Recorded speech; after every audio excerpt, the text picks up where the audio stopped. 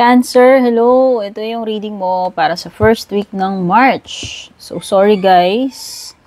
Ako'y na-delay. Dahil ako'y nagpa-promo doon sa aking page at ang dami nag-avail. Ayan tuloy. Napasubo tayo. Pero yan, maraming salamat nga pala sa mga nag-avail ng ating promo readings. Valentine promo. Thank you so much, Cancer, for dropping by bago ka man dito or matagal na. Sa iyong suporta. At palaging pag-share ng aking mga readings, nais ko lang malaman mo na malaking tulong yan. At yung mga interesado naman sa private reading ko guys, tignan nyo na rin mga nakasulat sa description.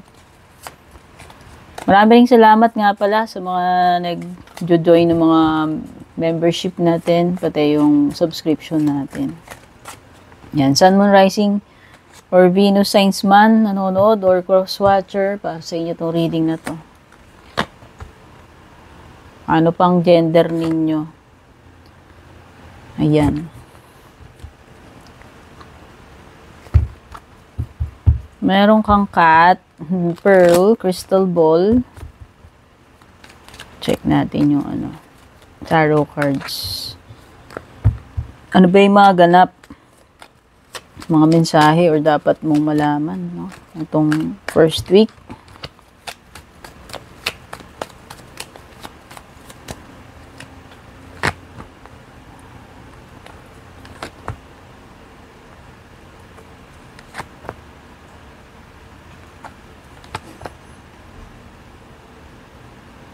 Para sa mga signs na na-pick up ng cards, meron ka ditong Scorpio energy, Cancer, Virgo, Libra, Taurus.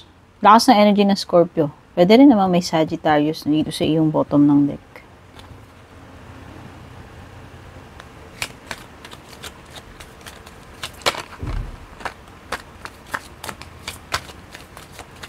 Kuha rin tayo ng mga cards para sa iyong love reading or love life. Oh, ito pwedeng energy ni person mo, energy mo ha.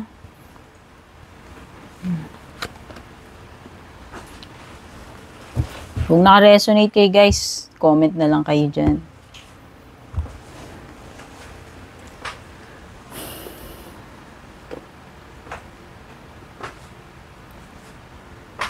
Okay, pagdating sa financial mo, mukhang hindi ganun ka-okay, Cancer, since baliktad itong 10 of coins mo rito.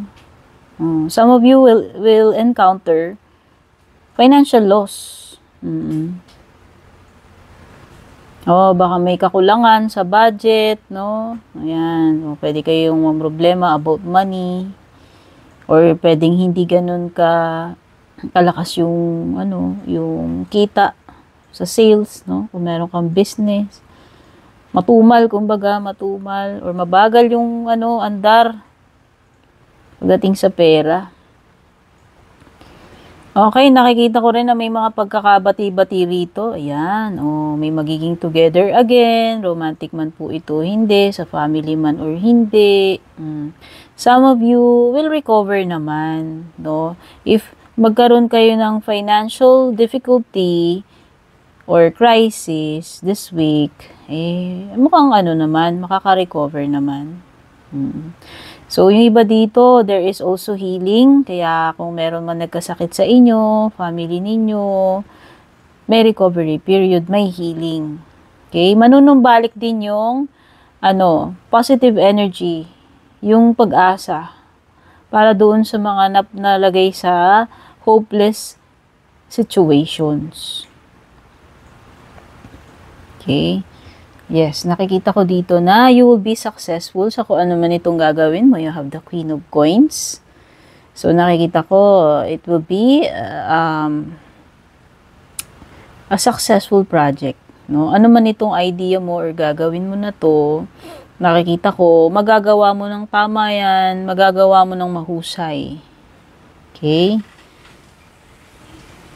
At nakita ko ikaw ay strong independent person. No, na kahit hindi ka tulungan dito, nakikita ko you'll manage, Cancer. No, magagawa mo 'yan, sabi ko nga. Carry bells mo 'yan. There's a strong energy of, a person who is parang aloof or, of, not interested. Okay? May energy dyan. Dito, pagiging disconnected, itong cat na to, tsaka itong high priestess reversed.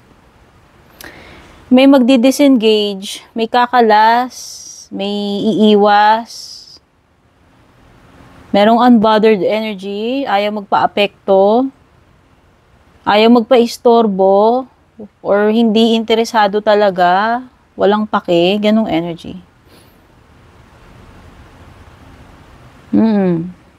Kasi ito, pwedeng iba, energy ng pagiging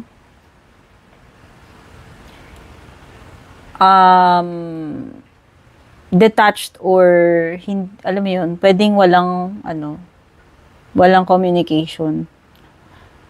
Umiiwas or ayaw makipag-communicate.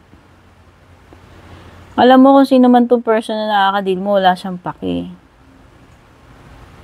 It seems na kahit anong gawin hindi to magpapa-apekto. Kumbaga bahala ka sa buhay mo energy, ganun yung niya Ganun yung energy nitong person na to. Okay, so hindi to mag-a-adjust, hindi to magre-reach out, no? Expect mo na yan. Meron something dito na malalim, no? You need to dive deep, sabi nung Pearl card. Meron ding pag-open up dito or something na madidiscovery mo na malalim pala yung pinaguhugutan or yung pinakadahilan nitong matter na ito, issue or whatever. You need to dive deep and you need to pakiramdaman. Use your intuition. Okay? I think you will see clearly about this matter kasi siguro ikaw ay intuitive Cancer. Malakas siguro yung pakiramdam mo. Alam mo. You just know. No, meron kang kumbaga malakas yung radar mo, yung intuition mo. Basta. There is something here na malalim. No? Malalim yung pinakadahilan niya. And yun yung malalaman mo, matutuklasan mo.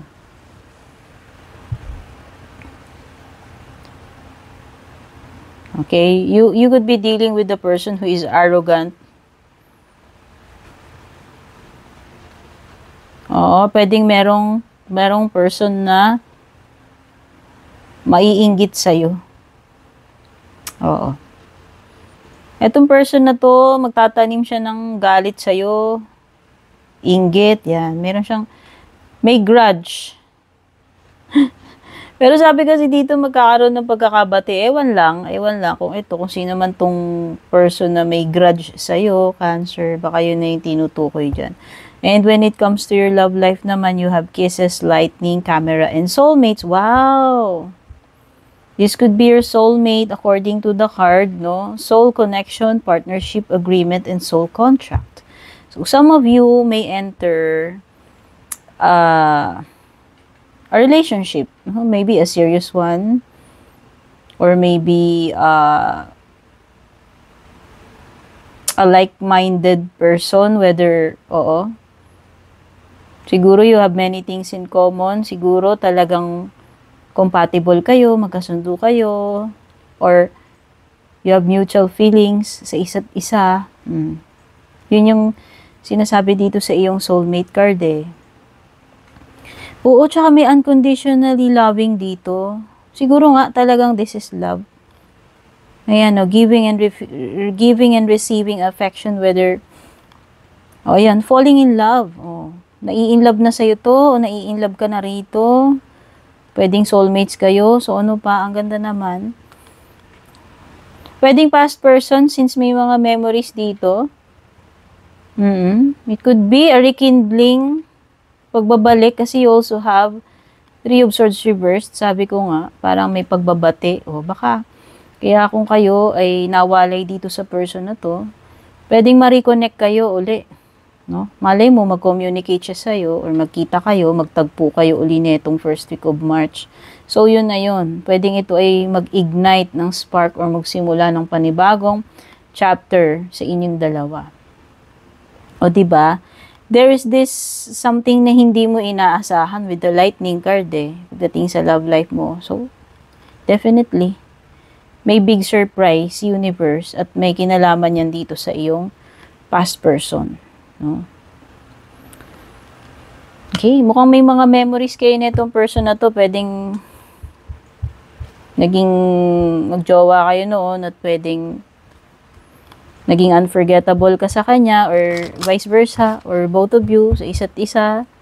Or pwedeng meron talaga kayong mga memories nito na hindi, alam mo yun, special.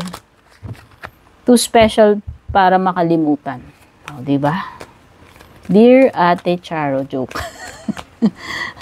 So, seryoso. Tingnan natin yung mga closing messages mo. Wow, success, o diba? Like I told you, with the Queen of Coins, you'll be successful. No? With whatever you're doing this next 7 days, this first week. Ayan, definitely there is success. Cancer, so congratulations in advance.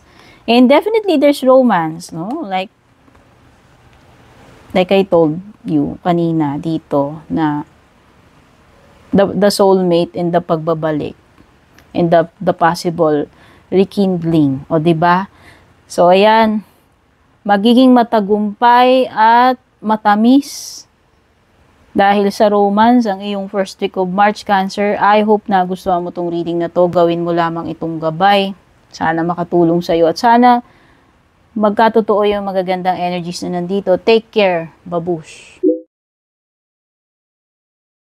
And kung balak nyo pong mag-book or mag-inquire ng personal readings ko, basahin nyo lamang po itong nakasulat sa screen or yung nakalagay sa description.